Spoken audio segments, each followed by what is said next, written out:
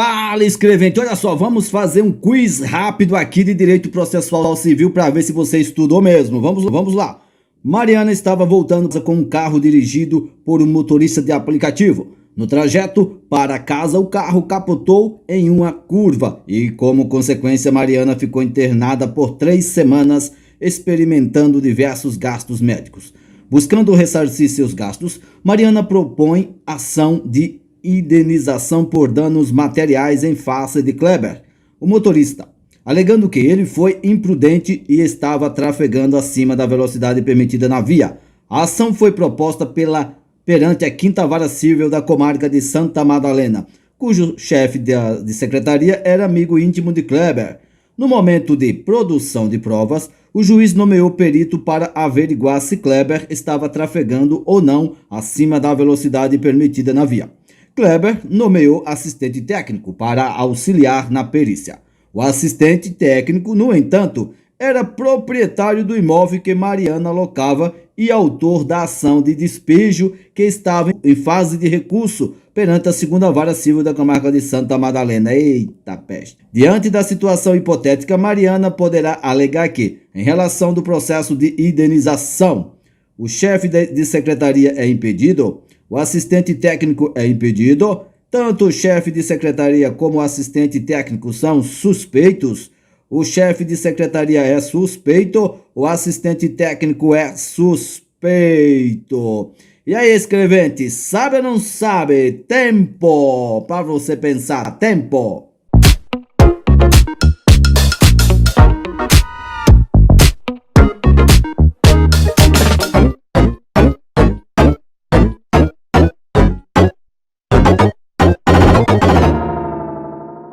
Alternativa correta, letra D. O chefe de secretaria é suspeito. Próxima questão. Vai vendo aí se você acerta tudo. No que se refere às causas de suspeição e impedimentos aplicáveis aos juízes, assinale a opção correta. As causas de suspeição e impedimentos aplicáveis aos juízes aplicam-se também aos auxiliares da Justiça e aos membros do Ministério Público. As causas de suspeição e impedimentos aplicáveis aos juízes não se aplicam aos auxiliares da Justiça nem aos membros do Ministério Público. As suspeições se aplicam apenas aos membros do Ministério Público e os impedimentos se aplicam apenas aos auxiliares da Justiça. As causas de suspeição e impedimentos aplicáveis aos juízes não se aplicam aos auxiliares da Justiça, mas se aplicam aos membros do Ministério Público. As causas de suspeição e impedimentos aplicáveis aos juízes não se aplicam aos membros do Ministério Público, mas se aplicam aos auxiliares da Justiça. E aí, escrevente, sabe ou não sabe? Tempo!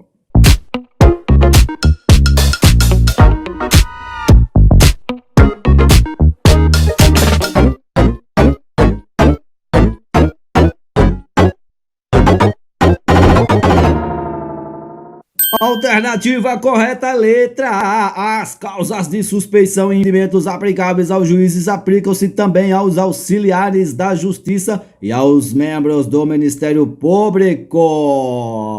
Próxima questão. Bora estudar! Acerca dos sujeitos do processo, julgue o item seguinte. Não há qualquer empecilho ao exercício das funções jurisdicionais caso componha o processo instituição de ensino para o qual o juiz preste serviços? E aí, certo ou não? Tempo!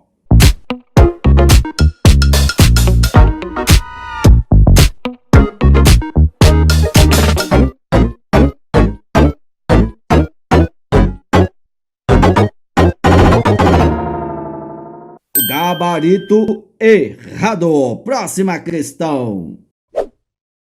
Não estará impedido para oficial no feito o magistrado que, eu acho que aqui seria oficiar, né? Que estiver promovendo ação contra advogado da parte, tiver oficiado como perito no caso, observar que figura como parte instituição de ensino com o qual tem relação de emprego, possuir parente consanguíneo colateral de 4º grau parte no processo, tiver postulado anteriormente como defensor público de uma das partes.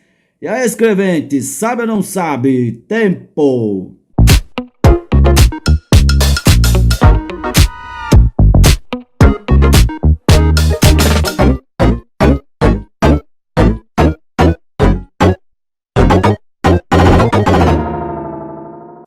Alternativa correta, letra D. Estará impedido o magistrado que possui parente consanguíneo colateral de 4º grau parte no processo. Próxima questão. Analise as seguintes situações sobre o impedimento ou suspeição do juiz, de acordo com o Código de Processo Civil Brasileiro. Paulo é magistrado, titular de uma vara da família e das sucessões da comarca de São Luís. Sua vizinha Patrícia está em processo de rompimento de sua relação conjugal com o marido Pedro, com quem teve 3 filhos, e vai até a casa de Paulo, seu conhecido, solicitar algumas orientações e recebe alguns conselhos para o ajuizamento de ação para postular alimentos para os filhos menores do casal. Ajuizada a ação pelos filhos, representados pela genitora, ela é distribuída para a vara da qual Paulo é titular.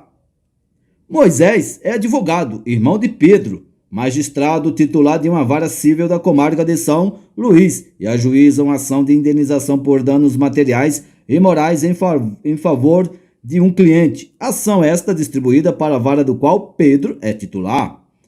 Raimundo, magistrado, atuou como perito em uma ação de cobrança de honorários advocatícios que Tício move contra Clávio, a qual tramita em uma determinada vara civil da comarca de São Luís. Após ser aprovado no concurso da magistratura, Raimundo é promovido para a vara na qual tramita o processo em questão, que está pronto para ser sentenciado. As hipóteses acima versam correta e respectivamente sobre impedimento, suspeição e impedimento, suspeição, impedimento e impedimento, suspeição, suspeição e impedimento, impedimento, impedimento e suspeição, suspeição, impedimento e suspeição. E aí, escrevente, estudou ou não estudou? E se não estudou, vai estudar. Tempo para você.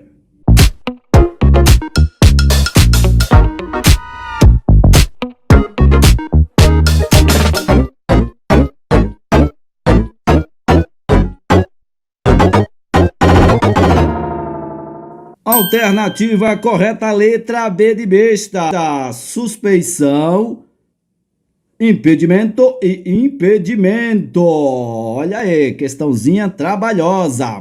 Próxima questão. À luz do Código de Processo Civil, julgue o próximo item a respeito da competência das partes e dos procuradores, do juiz e dos auxiliares da justiça e do tempo dos atos processuais. O CPC proíbe o juiz de exercer suas funções no processo em que prestou depoimento como testemunha. Todavia, esse caso de suspeição não se aplica ao serventuário da justiça.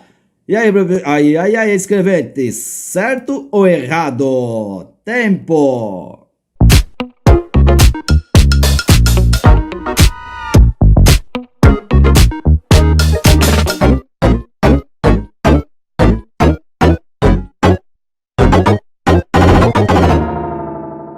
O item está totalmente errado, muito errado.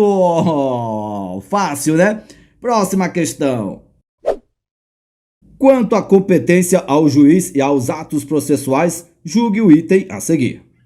Reputa-se fundada a suspeição de parcialidade do juiz quando no processo o seu cônjuge estiver postulando como advogado da parte? E aí, sabe ou não sabe, escrevente? Fácil, fácil para quem estudou. Tempo!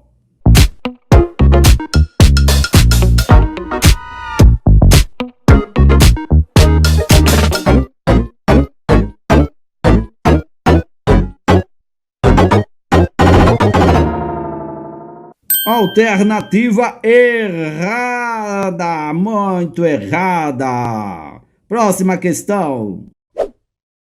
O processo civil é composto por uma série de atos coordenados que dão formação a uma relação jurídica de direito processual. Tal fenômeno tem como um dos seus integrantes o Estado juiz, representado no processo pelos órgãos judiciários e auxiliares. Com relação a esse tema, julgue o item próximo ou próximo item. A suspeição é um vício mais grave que o impedimento? Certo ou errado? Tempo!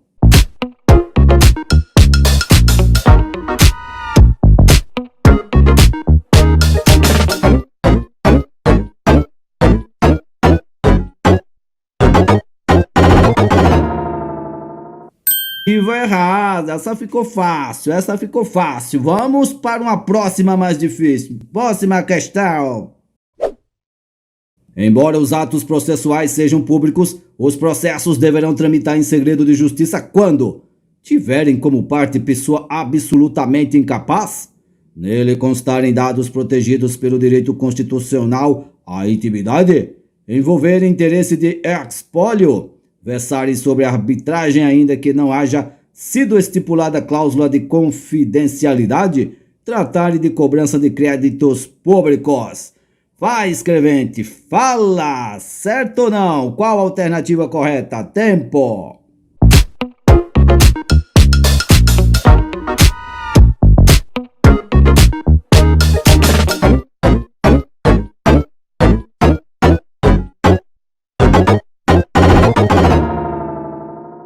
Alternativa correta, letra B. Nele constarem dados protegidos pelo direito constitucional à intimidade. Fácil essa. Próxima questão. Os atos das partes produzem, em regra, efeitos processuais imediatos, ressalvada a desistência da ação que depende de homologação judicial, geram efeitos apenas se homologados pelo juiz, não estão sujeitos à preclusão temporal, podem ser praticados diretamente por qualquer pessoa, goze ou não de capacidade civil, não demandam assistência, salvo se a parte for absolutamente incapaz. E aí, escrevente, sabe ou não sabe? Tempo para você responder.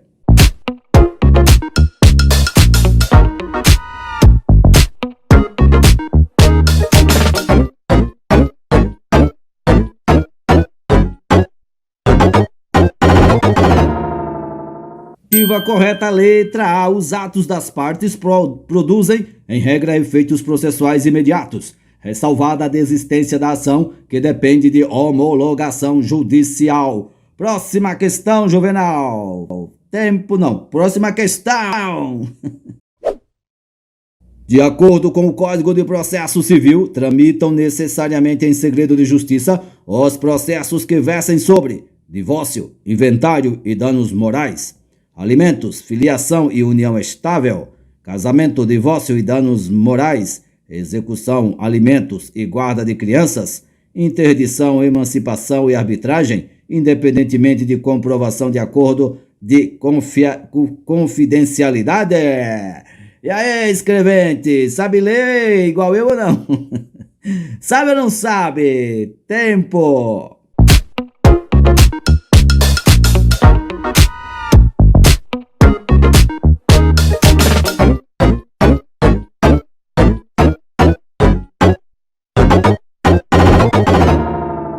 Alternativa correta, letra B. Alimentos, filiação e união estável. Olha que coração bonitinho. E união estável. Próxima questão. O Código de Processo Civil disciplina os atos processuais que podem ser praticados pelas partes e os que devem ser praticados pelo juiz. A respeito dos atos processuais, assinale a opção correta.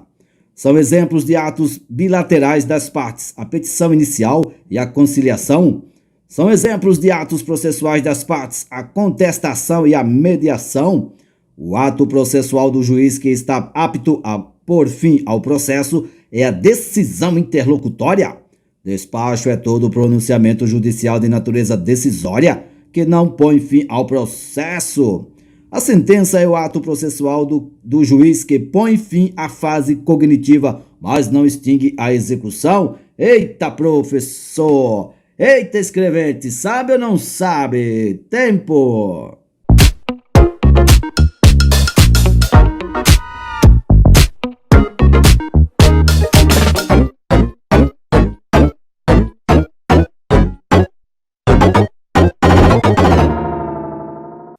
Letra B, são exemplos de atos processuais das partes, a contestação e a mediação. Muita gente vai errar essa aqui. Próxima questão.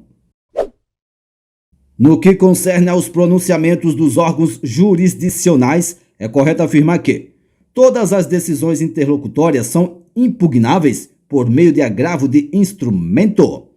Sentença é o ato por meio do qual se põe fim ao procedimento comum, desde que resolvido o mérito do feito.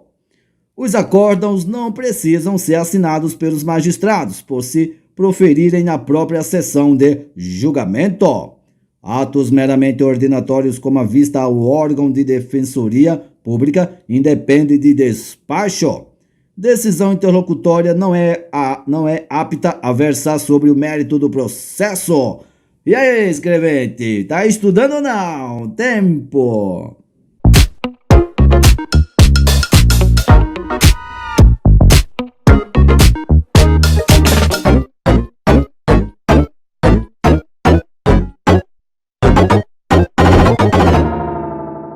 Alternativa correta, letra D. Atos meramente ordinatórios, como a vista ao órgão da Defensoria Pública, independem de despacho.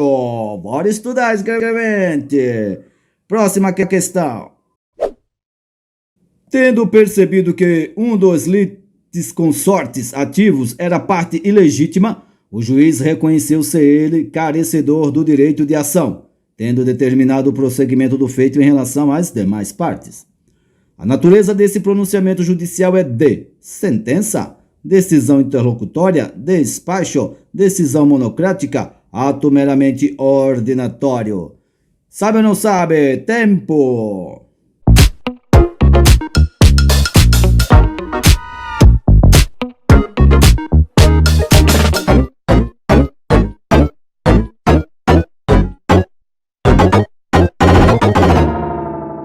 Alternativa correta, letra B de besta, decisão interlocutória. Próxima questão. O Código de Processo Civil, CPC, estabelece que os atos processuais corram em segredo de justiça como regra geral, sejam registrados eletronicamente em padrões fechados para se assegurar a sua confidencialidade, independam de forma determinada, salvo quando a lei é expressamente a exigir, sejam nulos se não obedecerem à forma determinada em lei, ainda que atinjam sua finalidade essencial, sigam prazos legais, sendo vedada a estipulação de calendário por acordo entre o juiz e as partes em processos específicos. E aí, sabe ou não sabe? Tempo!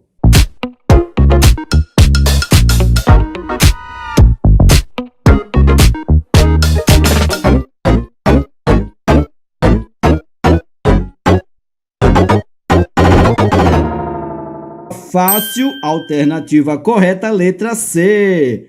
Independam de forma determinada, salvo quando a lei expressamente a exigir. Próxima questão fácil. Em ação popular proposta pelo Ministério Público, foi estabelecido o calendário processual entre o juiz e as partes. No decorrer da ação, o cartório deixou de intimar pessoalmente o representante do Ministério Público para cumprir um dos prazos processuais estabelecidos no calendário, tendo sido certificada a ausência de sua manifestação.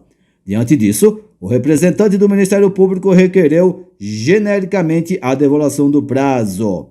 Nessa hipótese, deverá o juiz anular o calendário processual em razão do prejuízo a uma das partes? Deferir a devolução do prazo diante da ausência de intimação específica? Alterar as regras do calendário para permitir que o representante do Ministério Público se manifeste nos autos de forma tempestiva?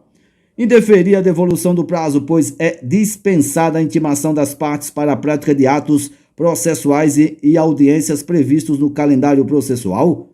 Deferir a devolução do prazo, pois, em se tratando de calendário processual, as partes devem ser intimadas eletronicamente para os atos processuais e audiências. E aí, escrevente, sabe ou não? Tempo!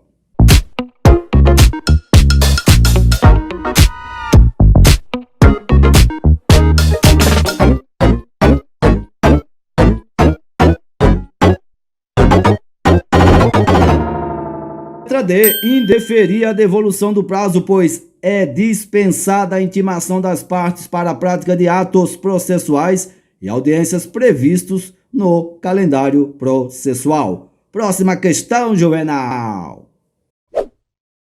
Segundo o Código de Processo Civil, é possível estabelecer calendário para a prática dos atos processuais quando for o caso. Nesse calendário será fixado de comum acordo entre as partes, independentemente da concordância do juiz, que ficará obrigado a observar os prazos e datas nele estabelecidos, inclusive no tocante à realização das audiências ou outros atos que demandem a sua presidência.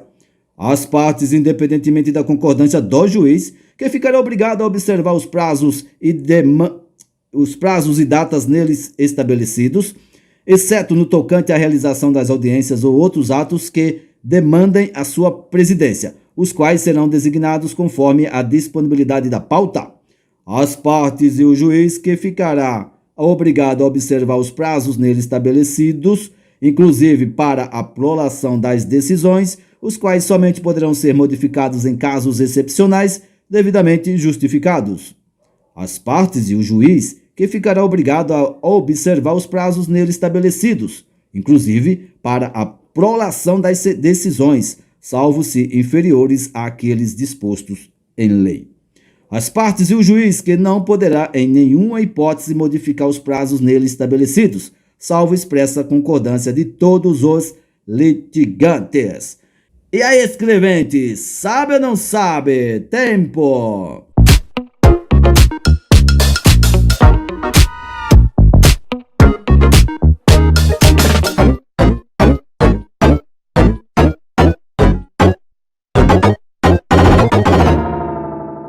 Alternativa correta, letra C. As partes e o juiz que ficará obrigado a observar os prazos neles estabelecidos, inclusive para a prolação das decisões, os quais somente poderão ser modificados em casos excepcionais devidamente justificados. Próxima questão. O ato por meio do qual o juiz extingue a execução é despacho, decisão interlocutória, sentença, acórdão ou certidão? Tempo, escrevente.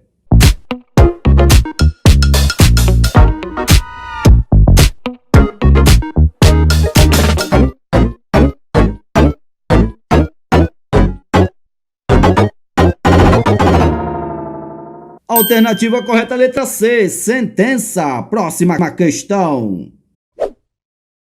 No que concerne os atos processuais, é correto afirmar que os meramente ordinatórios, como a juntada e a vista obrigatória, dependem de despacho do juiz. As citações podem ser realizadas durante as férias forenses, desde que haja prévia autorização judicial nesse sentido. Devem ser realizados em regra das 6 às 18 horas dos dias úteis. Em regra, são públicos, podendo excepcionalmente ser decretado o segredo de justiça. As partes não poderão exigir recibos de petições arrazoadas, papéis e documentos que entregarem em cartório. E aí, fácil, tempo para pensar.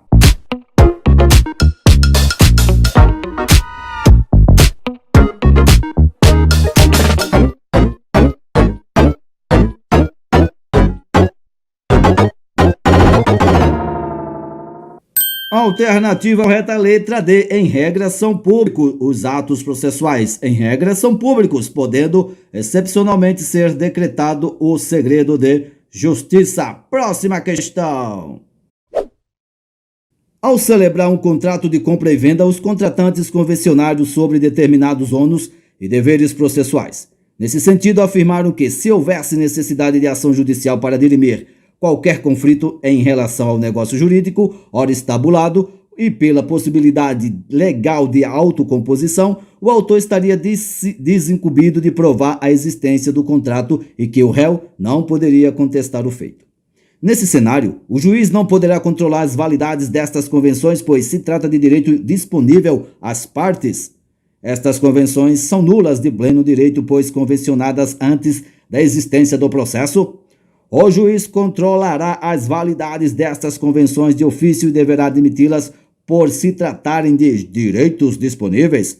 O juiz controlará as validades destas convenções recusando a aplicação de ambas as cláusulas. O juiz controlará as validades destas convenções recusando de ofício a cláusula que impossibilita o réu contestar. E aí, sabe ou não sabe, escrevente? Ficou fácil, fácil. Parece difícil, mas é fácil. Tempo!